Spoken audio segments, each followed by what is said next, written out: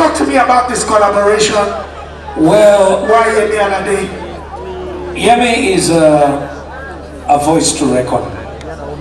Yemi is a very strong artist. If you're looking for strong female artists in the world, you wouldn't skip Yemi Alade. I am her fan, and I followed her for so long, and I just imagined her voice on the same track with mine. But I'm so happy when I called the manager years back. The manager, Ty, decided to say, yes, ladies and gentlemen, we'd like to tell you that we have Yemi Alade's manager, Ty, in the house tonight. Ty, where are you? Ty, where are you? Where you at? He's somewhere in there. He's enjoying himself. Ty, the Nigerian man in Uganda. Don't let's ask questions. We already know. So Leon. Yes. Okay, over to you. Yeah, I'm right here with Allien. Muganda wange ndi musanyufu okulaba kuliko obulwadde. Man, we're there. So, which language can we use, guys? Chinga waseka. Baloza eluzungu there we know. Yeah, man. Ekitu kino kyagadde nnyo, man. I like this event. So the family don't come back for no need that country. Man, they go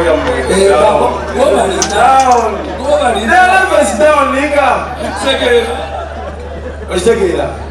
Ne kino kisanyukidde nnyo. Kandi ogere olibere mutegeera. Kati omusajja oyo olina kyemulabirako sofa. Naye ng'emabegako bambuuza abaami b'e Uganda balabirako kiga sirina. Onfuna oba. Era ng'abamu tubalabirako kuba bantu. Naffe ne tubikola. Kati anaata kikolangako ku bakulu baffe. Ndowooza nze nabirabira kwani. Then ekiddako ninakola kino. Nombuuza wakirabidde kwani. Nekaba no, bebe nkulu yakikoze. If bebe nkulu can did it. Why can't I did it too? Yagadde oluyimba number one, boy like me.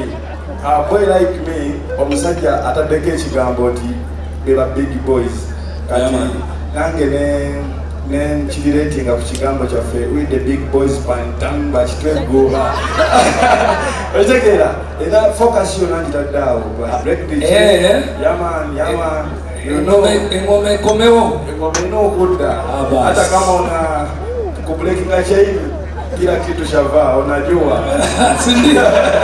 Yaman siku zombo, respect. Thank you. Thank you so much. Thank you. Uncle Bebe. Yes. I'm gonna run